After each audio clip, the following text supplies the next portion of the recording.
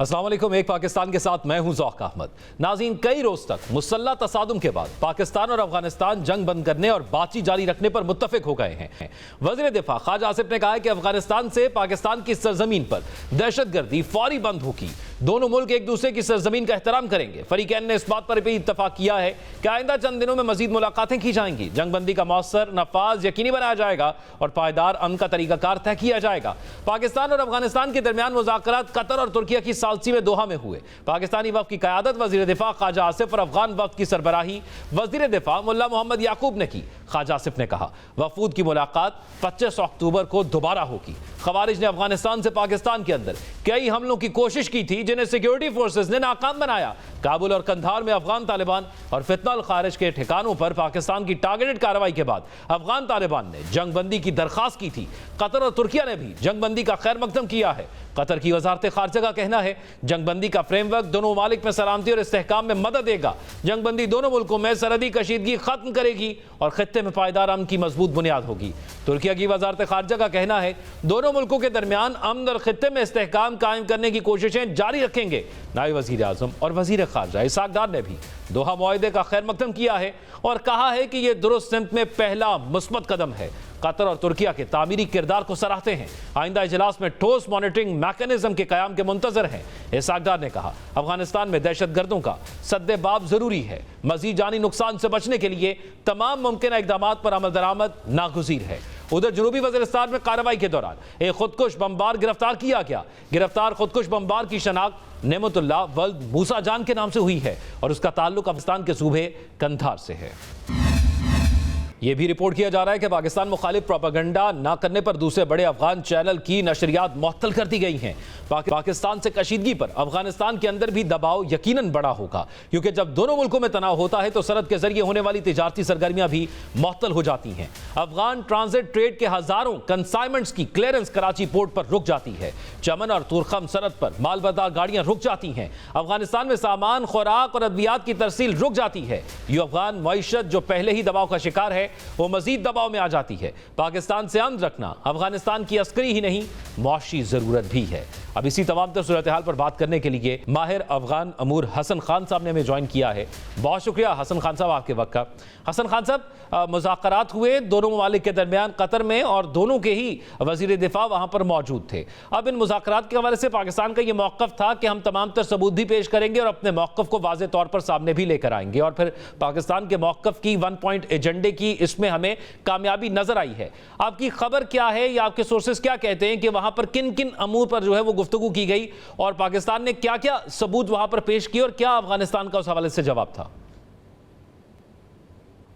पहली बात तो यह है कि ये हमारी दोनों की बड़ी बदकिस्मती है, पाकिस्तान और अफगानिस्तान की, के बाद अज खराबी बेस्यार जो है हम मान गए। यही तालिबान थे, यही सबूत थे, यही पाकिस्तान की मिन्नत समाजत थी जो 3 साल चलती आ रही थी, लेकिन वो नहीं मान रहे थे और मुसलसल उनका बयानिया यही था। बल्कि यहाँ तक कि मॉस्को फॉर्मेट में जब अमीर खान मुत्तकी ने स्पीच किया तो उसमें न सिर्फ पाकिस्तान बल्कि चीन, ईरान और रूस ने जो इसी हवाले से जो एलामिया मुश्तरक एलामिया जारी किए थे उन पर भी तनकीद की कि ऐसा कुछ भी नहीं है, अफगानिस्तान में कोई दहशतगर्द तंजीम नहीं है, अफगानिस्तान की सरजमीन किसी के खिलाफ इस्तेमाल नहीं हो रही है। लेकिन जस्ट 1 वीक आफ्टर दैट, मतलब 1 हफ्ते बाद जब पाकिस्तान ने उनको समझाया दूसरी जुबान से, मतलब है कि पहले तो मिन्नत समाजत की जुबान थी, जब पाकिस्तान ने एक नया नॉर्मल इस्टेब्लिश किया और वो ये था कि हम जो है मजीद जहां से हम पे हमला होगा उसी जगह को हम टारगेट करेंगे, खा वो पाकिस्तान के अंदर हो खा वो पाकिस्तान के बाहर हो। तो ये आपने देखा कि जो कंदहार में पाकिस्तान ने एयर स्ट्राइक किए, काबुल में किए, कंदहार में और बिन बुलदक में तो उनकी उन मिलिट्री बटालियन को टारगेट किया जिन्होंने पाकिस्तान की सरहद पे जो है हमले किए थे। और जो स्पेशली काबुल में पाकिस्तान की जो इंटेलिजेंस रिपोर्ट्स के मुताबिक वहाँ पे फितने अल हिंद और फितने अल खवारिज यानी तहरीक तालिबान और BLA उनके जो घर थे या उनके जो ठिकाने थे उनको टारगेट किया गया और रिपोर्ट्स के मुताबिक उनमें बहुत ज्यादा कैजुअल्टी हुई है। फिर जब द सेम डे मिरेली में हमला किया गया, एक नाकाम हमला, सुसाइड हमला किया गया, जिसमें 3 बच्चे, 2 खवातीन जो है वो शहीद हो गए और एक मिलिट्री जो सिक्योरिटी के ऑफिशियल थे वो शहीद हुए। उस पे जब पाकिस्तान ने उनको बता दिया कि देखिए सीज़ फायर है, जंग बंदी है, लेकिन आप लोगों ने किया है और उसकी जो रिस्पॉन्सिबिलिटी है वो हाफिज गुल बहादुर ग्रुप ने जो है अपने कंधों पे ली। उसके रिटेलिएशन में शाम के वक़्त, उसी दिन शाम के वक़्त जब पाकिस्तान ने पख्तीका में जो है उनके हाइडआउट्स को टारगेट किया, जी। तो उनको समझ आ गई कि अब जो है बात संजीदा है, पाकिस्तान जो है मज़ीद मिन्नत समाजत नहीं कर रहे और जो बात वज़ीर दिफ़ा ने की है कि आगे हम कोई वो नहीं कर लेंगे कि जी हमें मेहरबानी करके दुआएँ करेंगे और दरख़्वास्तें करेंगे, अब हम जो है दूसरी ज़ुबान से बोलेंगे। तब जाके दोहा में जब ये गए तो इनको पहले दिन में भी मेरे ख्याल में वो यही समझ रहे थे कि शायद पाकिस्तान जो है बातों में जो है हम इसको उलझा देंगे। लेकिन जो पाकिस्तान की जो डेलीगेशन थी रिपोर्ट्स के मुताबिक उन्हें बड़ा फर्म स्टैंड लिया। कहते हैं हम और कुछ नहीं चाहते हैं, न तिजारत पे बात करते हैं, न किसी और इश्यू पे बात करते हैं। एक ही इश्यू है बल्कि 2, एक ये है कि अफ़गानिस्तान की सरज़मीन पे जो शिद्दत पसंद ग्रुप से उनसे अपना हाथ खींच दो, उनकी सपोर्ट बंद करो, उनसे उनको अपनी ज़मीन जो है वो ना दे कि वो अफ़गानिस्तान की सरज़मीन इस्तेमाल करे। जब इस पे भी मान गए तो दूसरी जो पाकिस्तान का दूसरा जो डिमांड था वो इंतहाई अहम है। हालाँकि उसको हम ज़्यादा जो है फ़ोकस नहीं कर रहे हैं, वो ये है कि बॉर्डर की जो सिक्योरिटी है, अपनी साइड पे आप ज़िम्मेदार होंगे कि कोई एवी जो है ना पाकिस्तान के, अभी तक तो ये था कि it was just like a highway, Afghan side से वो आ रहे थे, उनको बाकायदा प्रोटोकॉल दिया जाता, बॉर्डर के करीब उनको रास्ते दिए जाते, वो इधर आके दहशतगर्दी करते।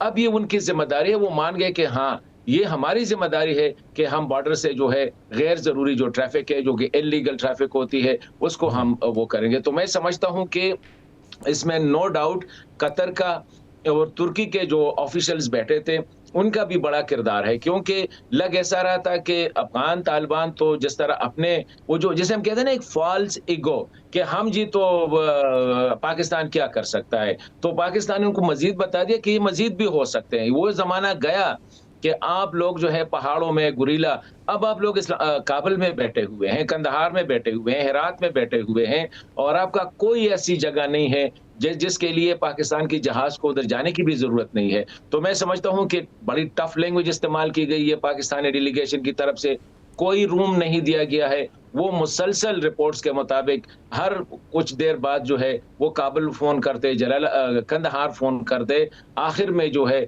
वही बातें मान गए जो पाकिस्तान अपने साथ जो है अपने पर्स में लेके गए। बिल्कुल ऐसे ही है, पाकिस्तान का मौक़िफ़ बिल्कुल वाज़ेह रहा है और पाकिस्तान ने बारहा ख़ास तौर पर इस दफ़ा कहा है कि लिमिट क्रॉस हो गई है।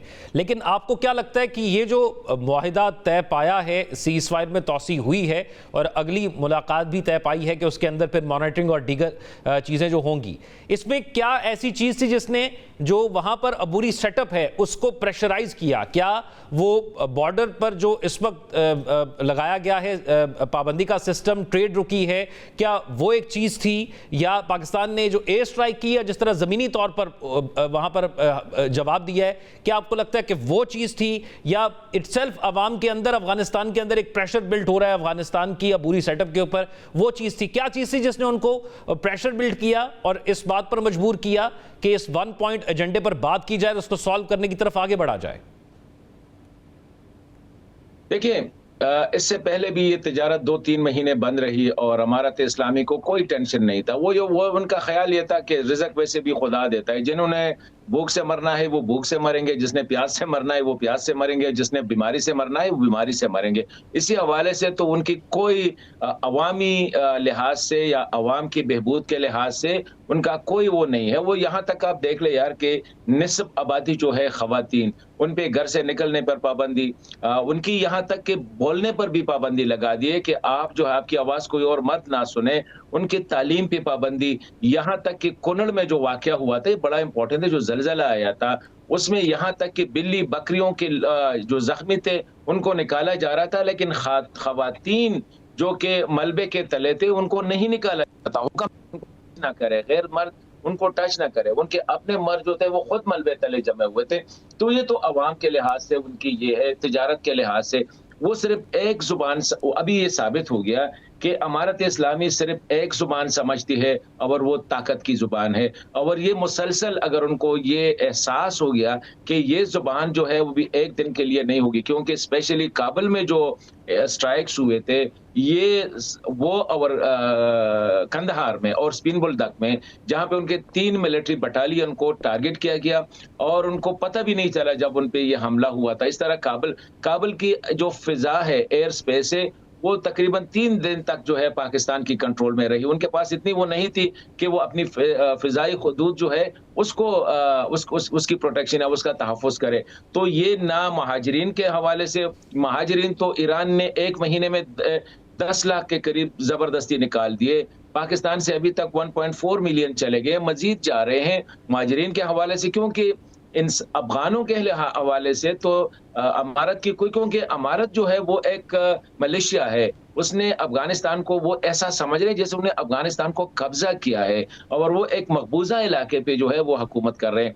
एक ज़ुबान उसने समझी और वो ताकत की ज़ुबान थी, और उनको एहसास भी हो गया कि जब ये मेरेली के बाद जो है पक्तिका में जो स्ट्राइक है, उनको एहसास हो गया कि पाकिस्तान इज सीरियस। अब पाकिस्तान की जो मौजूदा लीडरशिप है इसी हवाले से वो बिल्कुल संजीदा है, और ये बड़ी बदकिस्मती की बात है। उनको चाहिए था कि जब पाकिस्तान मिन्नत समाजत कर रहा था उस वक्त मान लेते, जब पाकिस्तान उन पे तिजारत की। यानी आप समझते हैं कि जब सिफारती तौर पर ये बातें चल रही थी, आखिरकार उनको उसी चीज़ पर आना पड़ा, वो 10 दिन की बॉर्डर टेंशन्स के बाद, और फिर वो एक न्यू नॉर्मल भी सेट हो गया। मैं उस न्यू नॉर्मल के हवाले से भी आपसे जानना चाहूँगा, लेकिन उससे पहले एक चीज़ जानना चाहूँगा कि पाकिस्तान ने ना सिर्फ टीटीपी के खिलाफ कार्रवाई की इस दफ़ा, बल्कि गुल बहादुर ग्रुप के खिलाफ भी कार्रवाई की, और वहाँ पर और भी धड़े होंगे जिनके खिलाफ कार्रवाई बहुत ज़रूरी होगी, जो किसी ना किसी तरह कनेक्शंस में होंगे पाकिस्तान के खिलाफ जो है वो अफगान सरजमीन इस्तेमाल करके यहाँ पर दहशतगर्दी करने के हवाले से। तो अब मेजर सवाल तो ये है कि जो अफगान तालिबान अबूरी सेटअप पहले उन ग्रुप्स को कंट्रोल नहीं कर पा रहा, या उनसे बात नहीं कर पा रहा, या उनसे रोक नहीं पा रहा, तो अब इस मुआहदे के बाद या इस बातचीत के बाद, इस कतर में होने वाली मुलाकात के बाद, वो कैसे उन पर कंट्रोल कर पाएगा, कैसे उनको रोक पाएगा, कैसे उनसे बातचीत करेगा, और कैसे इस चीज़ को नॉर्मलाइज किया जाएगा? देखिए, ये एक चैलेंज है उनके लिए, और मैं समझता हूँ कि उनकी कैपेसिटी भी इतनी नहीं है। ये सिर्फ टीटीपी, दाइश, अलकायदा या बीएलए या जो हाफिज गुल बहादुर है, या ईटीआईएम या आईएमयू या जो जैश अल-अदल वगैरह, ये सिर्फ ये तकरीबन 20 मुख्तलिफ टेररिस्ट सिंडिकेट्स है अफगानिस्तान में, और यूएन रिपोर्ट भी यही कह रहा है। मास्को फॉर्मेट में भी यही डिस्कस हुआ था, क्वाड्रिलेटरल जितने मीटिंग्स हुए उसमें भी यही डिस्कस हुआ था, ट्राइलेटरल में भी यही डिस्कस हुआ था। तो ये सिर्फ टीटीपी या हाफिज गुल बहादुर या बीएलए नहीं है। लेकिन एक और बात है, वो ये है कि पाकिस्तान शायद उनसे ये तवक्को ना रखे कि वो बंदूक उठा के टीटीपी वालों को मारे, या जो है पुलिस भेज के सारे टीटीपी वालों को अरेस्ट करे। लेकिन पाकिस्तान इतना तवक्को तो रख सकता है ना, जिस तरह कल उनके जो डिप्टी वजीर दाखिला है नबी उमरी, उनका जो बयान था कि ये मुजाहिदीन है, ये पाकिस्तान में जिहाद करते, कम से कम लैंग्वेज तो सही इस्तेमाल करे कि दे आर नॉट मुजाहिदीन। यानी वो अबूरी सेटअप जो है वो तो अपने आप को सही तरह रखे ताकि ये नजर आए कि वो किसी तरह संजीदा है, आप ये कहना चाह रहे हैं। लेकिन अब एक और सवाल ये है कि अगर अफगान तालिबान जो है वो इस तमाम तर जो मुआहिदा हुआ है उस पर अमल दरामद नहीं करते, जो कि जो है वो कतरी हुकूमत और तुर्किया की सालसी के अंदर हुआ है, तो फिर ये जो सालिस हैं ये क्या कर सकते हैं और किस तरह इस बात को यकीनी बनाना है कि ये इस पर अमल दरामद करें? और दूसरा, क्या आपको लगता है कि पाकिस्तान ने जो न्यू नॉर्मल सेट किया है उसके अंदर ये डेफिनेशन सेट कर दी गई है कि बेशक सीज फायर हो या कुछ भी हो, अगर वहां से वो सरजमीन उनकी इस्तेमाल हुई पाकिस्तान में दहशतगर्दी के हवाले से, तो पाकिस्तान उनको भरपूर और डीप डाउन जाकर जवाब देगा? देखिए, मेरे ख्याल में आपने अगर डिप्टी प्राइम मिनिस्टर वजीर खारजा जो इसहाक डार साहब का जो बयान अगर आपने देखा होगा, उसमें यही कहा गया है कि जो 25 अक्टूबर को जो इस्तांबुल में नेक्स्ट राउंड हो रहा है, हमारी कोशिश होगी कि वहां पे कोई ऐसी मॉनिटरिंग मैकेनिज्म जो है वो भी एस्टैब्लिश करे। इस वक्त तो सिर्फ फौरी तौर पर जो फैसला हुआ है वो परमानेंट जंगबंदी का, सीज फायर का हुआ है दोहा में।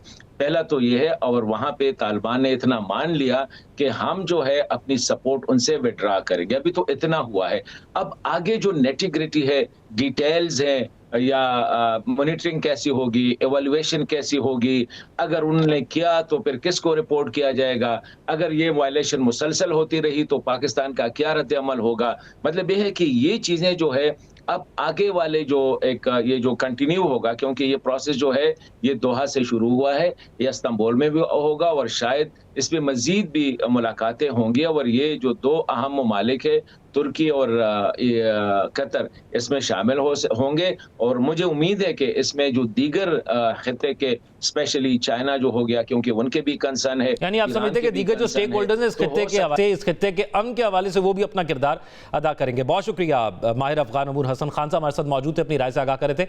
नाज़रीन, एक ब्रेक की तरफ चलेंगे और ब्रेक के बाद वापस आएंगे तो बात करेंगे अमेरिका में इस वक्त जो मीडिया का रोल है, ये जो मीडिया पर डोनाल्ड ट्रंप की तनकीद जारी है उस पर तफसीलन बात एक ब्रेक के बाद। Stay with us.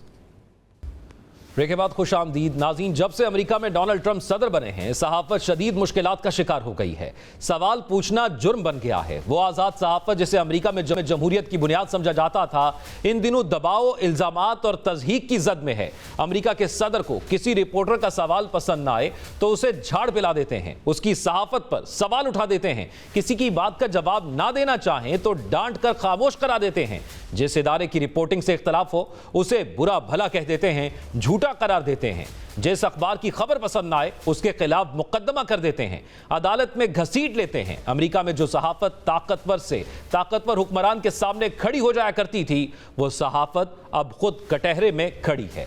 अपने खिलाफ तनकीद पर डोनाल्ड ट्रंप की जहनियत क्या है, अंदाजा इस बात से लगाएं कि इस वक्त अमेरिका की 50 रियासतों में नो किंग्स के नाम से मुजाहिरे जारी हैं। मुजाहिरों का मकसद यह पैगाम देना है कि अमेरिका में बादशाहत नहीं है, जमहूरियत है। इस पर डोनाल्ड ट्रंप ने मसनूई जहानत से बनी एक वीडियो जारी की। वीडियो में वो जंगी तैयारा उड़ाते हैं और मुजाहिरीन पर गंदगी फेंक देते हैं। सदर ट्रंप ने अभी हाल ही में अमेरिकी खुफिया इदारे CIA को वेनेजुएला में कार्रवाई का इख्तियार दे दिया है। जब उसकी खबर आई तो सहाफियों के जहन में कुदरती सवाल यह पैदा हुआ कि क्या CIA वेनेजुएला के सरबरा को भी हटा देगी। एक रिपोर्टर ने यही सवाल जब ट्रंप से पूछा, उन्होंने सवाल ही मज़ाक़ खेज करार दे दिया। ट्रंप के साथ काम करने वाले एहलकार भी उन्हीं की रविश पर चल निकले हैं। अमेरिकी सदर ने जुमेरात को ऐलान किया था कि वो हंगरी के दारुल हुकूमत बुडापेस्ट में रूसी सदर पुतिन से मिलेंगे। पुतिन के लिए बैनुल-अक़वामी अदालत की जानिब से गिरफ्तारी का वारंट जारी है, इसलिए ट्रंप के फैसले पर सवाल उठे। एक रिपोर्टर ने व्हाइट हाउस की तर्जुमान से पूछा, मुलाकात के लिए इस मकाम का इंतखाब किसने किया? तर्जुमान व्हाइट हाउस ने जवाब दिया, तुम्हारी मां ने। अमेरिका के महकमा जंग ने मीडिया रिपोर्टिंग पर भी नई पॉलिसी जारी की है। उसके मुताबिक महकमा जंग की कोई भी खबर, चाहे वो हसास हो या गैर हसास, मंजूरी के बगैर नहीं चलेगी। अमेरिका में 30 से ज्यादा मीडिया इदारों ने नई पॉलिसी पर दस्तखत करने से इनकार करते हुए पेंटागन में अपने दफा तोड़ दिए। ट्रंप अमेरिका की फौज से भी वो काम ले रहे हैं जो पुलिस से लिए जाते हैं। उन्होंने कई शहरों में जराइम पर काबू पाने के लिए और अमन अमान के लिए भी फौज तैनात कर दी है। हालांकि फौज का काम सिर्फ सरहदों की हिफाजत होता है। एक प्रेस ब्रीफिंग में रिपोर्टर ने पूछा, क्या ट्रंप मेम्स में भी फौज भिजवाएंगे? तो ट्रंप ने रिपोर्टर से कह दिया, खामोश हो जाओ, तुम तंग कर रही हो। संजीदा सहाफत तो एक तरफ अब अमेरिका में मज़ाह भी महफूज नहीं रहा। अमेरिकी टीवी चैनल पर जिमी कमल का शो नशर हुआ करता था। दाएं बाजू के कारकुन चार्ली कर के कत्ल पर जिमी कमल ने तबसरा किया कि ट्रंप के हामी इस कत्ल को सियासी फायदे के लिए इस्तेमाल कर रहे हैं। इस पर जिमी कमल को ऑफर कर दिया गया, यानी उनका शो बंद कर दिया गया। वो शो तो एक हफ्ते बाद बहाल हो गया, लेकिन ट्रंप ने जिमी कमल को भी बुरा भला कहा, उन्हें एक बुरा मेजबान करार दिया और यह भी कहा कि जिमी कमल की तो रेटिंग ही नहीं आ रही थी। ट्रंप मुख्तलिफ इल्जामात के तहत मीडिया के कई इदारों को अदालतों में भी घसीट चुके हैं। अरबों डॉलर्स हर्जाने के दावे कर चुके हैं। न्यूयॉर्क टाइम्स पर इल्जाम लगाया कि वो उनकी मुखालिफ जमात डेमोक्रेट्स का तर्जुमान बन गया है। 15 अरब डॉलर्स का मुकदमा कर दिया। वॉल स्ट्रीट जर्नल ने खबर दी कि कमसिन बच्चियों से ताल्लुक के मुजरिम जेफरी एप्सन को ट्रंप ने तोहफा भेजा था। इस पर वॉल स्ट्रीट जर्नल और उसके मालिक के खिलाफ ट्रंप ने 10 अरब डॉलर्स हर्जाने का मुकदमा कर दिया। ट्रंप की मुखालिफ उम्मीदवार कैमला हैरिस का इंटरव्यू नशर हुआ तो ट्रंप ने पैरामाउंट ग्लोबल पर केस कर दिया। इल्जाम यह लगाया कि इंटरव्यू ऐसे एडिट किया गया जिससे डेमोक्रेट पार्टी को फायदा पहुंचेगा। कैमला हैरिस का इंटरव्यू 2 मुख्तलिफ अंदाज में नशर किया गया, जिनमें वो इसराइल गजा जंग पर एक ही सवाल का मुख्तलिफ जवाब देती नजर आ रही हैं। इस इल्जाम के बाद पैरामाउंट ग्लोबल ट्रंप से तस्वीर करने पर मजबूर हुई। ऑस्ट्रेलियन ब्रॉडकास्टिंग नेटवर्क पर भी इल्जाम लगाया कि उसने ट्रंप को बदनाम करने की कोशिश की है। यह नेटवर्क भी $1.5 करोड़ के तस्वीर पर मजबूर हुआ। मीडिया से गुफ्तगू के दौरान सदर ट्रंप ABC के रिपोर्टर की शदीद बेइज्जती चुके हैं, उसे और उसके इदारे को बेईमान और झूठा कह चुके हैं। ट्रंप इन टेलीविजन चैनल्स को भी बुरा भला कहते हैं जिनकी नशरियात में ट्रंप की मर्जी का सच नहीं बोला जाता। ऑस्ट्रेलियन ब्रॉडकास्टिंग नेटवर्क हो या नेशनल ब्रॉडकास्टिंग कंपनी, MSNC हो या फिर CNN, ट्रंप इन चैनल्स और उनके रिपोर्टर्स के खिलाफ शदीद नफरत अंगेज तबसरे कर चुके हैं। डोनाल्ड ट्रंप का अंदाज़े सियासत इख्तलाफ को बर्दाश्त करने के बजाय उसे दबाने का है। उनकी ये रवैश सहाफ़त के साथ साथ जमहूरियत के लिए भी ख़तरा बन चुकी है। इस तमाम तर सूरत हाल पर बात करने के लिए एनालिस्ट अनीला अली साहिबा ने हमें ज्वाइन किया है। बहुत शुक्रिया आपके वक्त का।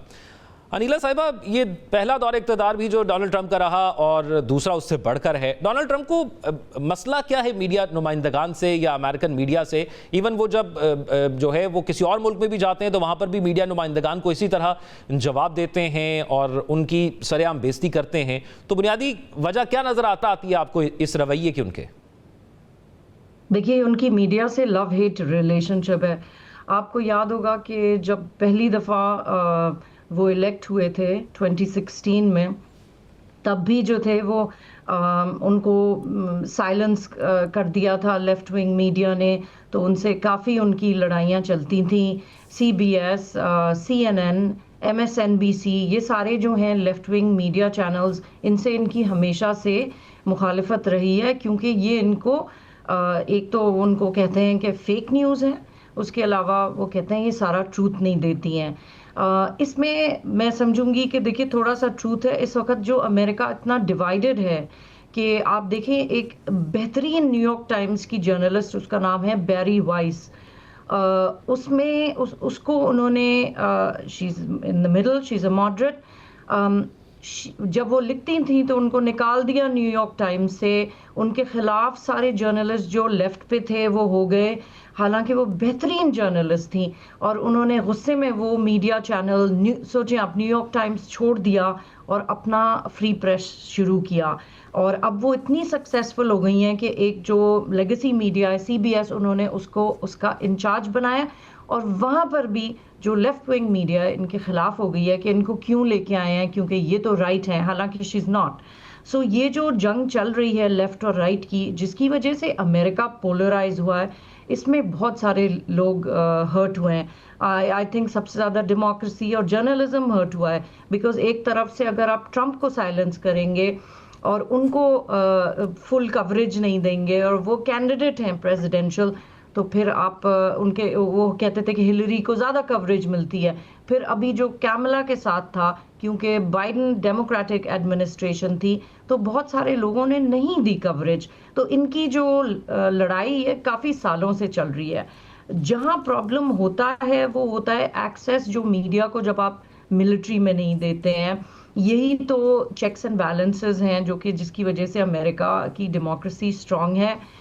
मैं समझती हूँ वो जो है लोग प्रोटेस्ट करेंगे, इसीलिए आप सुन रहे हैं कि प्रोटेस्ट हो रहे हैं। लेकिन एक जो अच्छा जर्नलिस्ट है, वो वेटरन जो है, तो वो he won't tolerate these restrictions. अब ये कोई वियतनाम का तो टाइम नहीं है कि आप जो है बिल्कुल सीक्रेट करें। ठीक है, इन्होंने वापस कर दिया है, सेक्रेटरी ऑफ वॉर कर दिया है, डिफेंस से चेंज करके वॉर कर दिया है, बहुत सारे चेंजेस किए हैं। लेकिन ये जो हमारी प्रेजेंट एडमिनिस्ट्रेशन है, ये एक नॉन ट्रेडिशनल है। अच्छा अनीला साहब, एक चीज़ यहाँ पे मैं जानना चाहूँगा, क्योंकि जिस तरह आपने खुद जिक्र किया, वो खुद सोशल मीडिया पर उनको मुख्तलिफ सोशल मीडिया प्लेटफॉर्म्स ने डोनाल्ड ट्रंप को एक अरसे तक बैन किए रखा, वो ट्विटर हो, एक्स जो अब है। लेकिन हम देखते हैं कि वो नेटो के इजलास में जाते हैं और स्पेन के साथ वो 5% का इशू होता है, तो बाद में जब स्पेन के सहाफ़ी उनसे सवाल करते हैं तो वो उनको थ्रेट करते हैं। फिर जो डेवलपिंग नेशंस होते हैं उनको देखा जाता है कि वहाँ पर किस तरीके से चीज़ें चलती हैं, हमारे जैसे नॉन डेवलपिंग नेशंस उनको देख रहे होते हैं। तो क्या वहाँ पर ये जो सब कुछ ट्रंप का रवैया है मीडिया नुमाइंदगान के साथ, क्योंकि जर्नलिस्ट का काम है सवाल करना और आगे से जवाब ना देना या ना देना उनकी मर्जी है, लेकिन उनकी बेइज्जती, तज़हीक करना, उनके इदारे को मुर्दा कहना, ये क्या असर डालता है फिर उस मुआशरे पर या वहां पे मीडिया नॉर्म्स पर? आप इसीलिए तो देख रहे हैं कि कितने प्रोटेस्ट हो रहे हैं। लोग यहाँ चुप नहीं रहेंगे, क्योंकि देखिए जो एक प्रेसिडेंट तो आएगा तो वो चला जाएगा, जो एग्जीक्यूटिव ऑर्डर्स हैं वो भी आते हैं तो 6 महीने दोबारा रिन्यू करने पड़ते हैं बहुत सारे। जब तक कि कोई कॉन्स्टिट्यूशनली आपका लेजिस्लेटिव चेंज नहीं आएगा तो कोई चीज़ परमानेंट तो नहीं रहेगी। तो हमारे जो प्रेसिडेंट हैं वो ज़रा से अनप्रिडिक्टेबल हैं, जिसकी वजह से उनमें people like that as well, क्योंकि एक इतना साइलेंसिंग हो गई थी ऑफ ईदर साइड। जैसे कि अगर आप लेफ्ट विंग मीडिया हैं, आप कोई चीज़ नहीं किसी राइट विंग पार्टी के रिपब्लिकन्स को आप उनकी आवाज़ आगे नहीं करेंगे। और मिस इन्फॉर्मेशन बहुत हो रही थी। आप देखें, इन्होंने प्रेसिडेंट ट्रंप ने बहुत सारे केसेस भी जीते हैं, और दूसरी साइड भी जो डेमोक्रेट्स भी हैं वो भी लगे हुए हैं, अटैक कर रहे हैं दूसरे मीडिया चैनल्स को।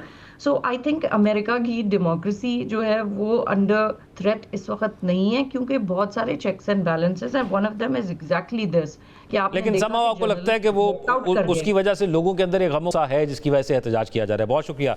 हमारे साथ अनीला अली साहिबा मौजूद थी और जो डोनाल्ड ट्रंप का मीडिया से रवैया है उसके हवाले से अपनी राय का इजहार कर रही थी। नाज़रीन, एक ब्रेक पे चलते हैं, लेकिन ब्रेक के बाद वापस आकर बात करेंगे कि कराची कैसे बदल सकता है। Stay with us.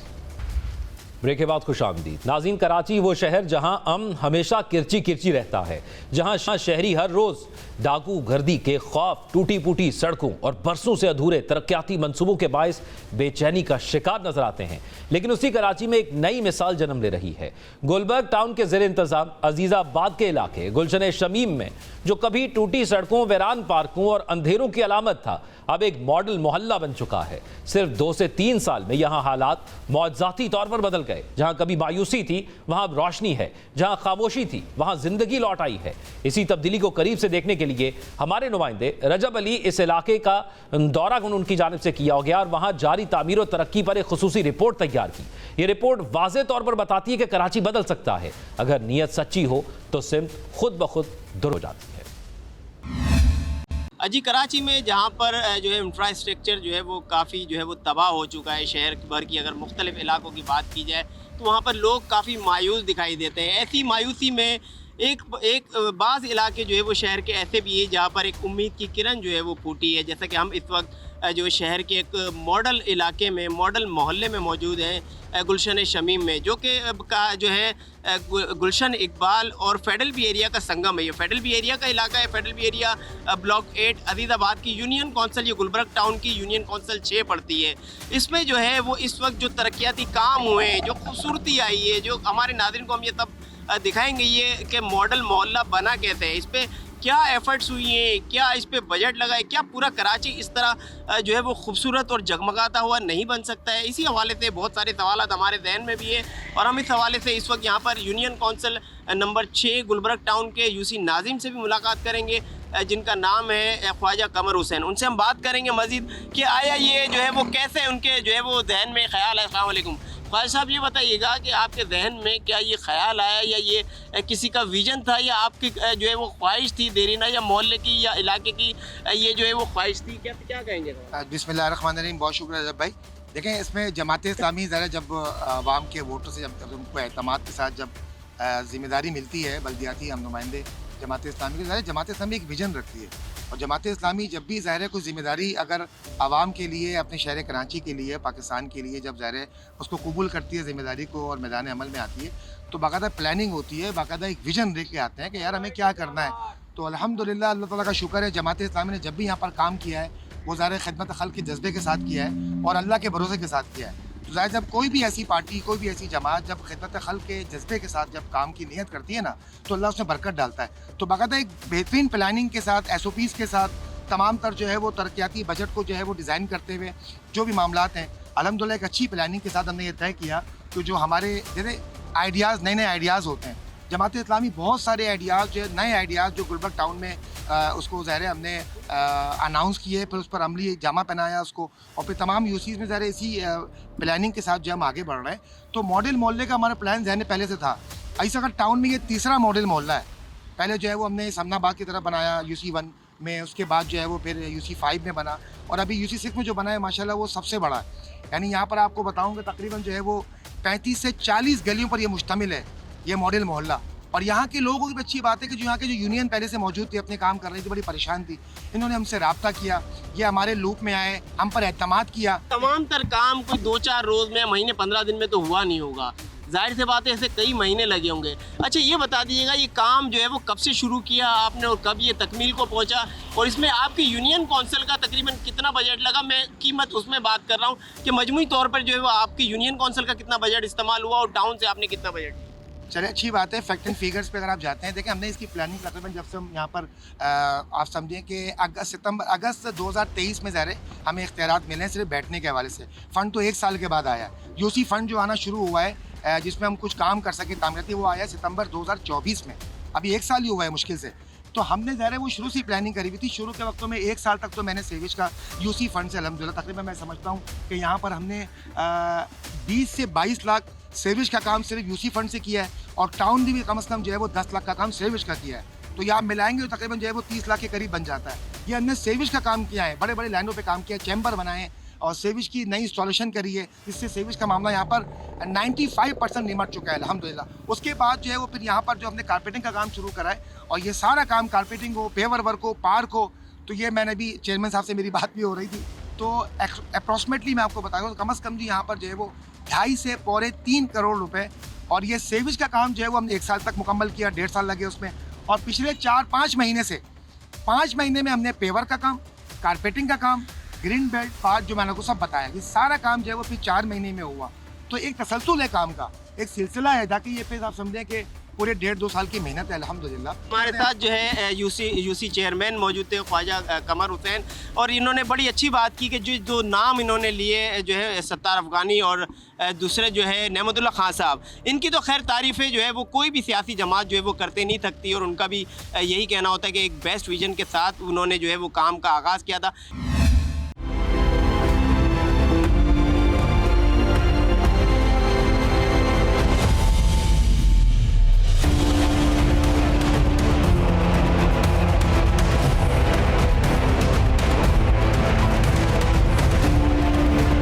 तो झूले लग गए तो इसलिए बहुत अच्छा लग रहा है।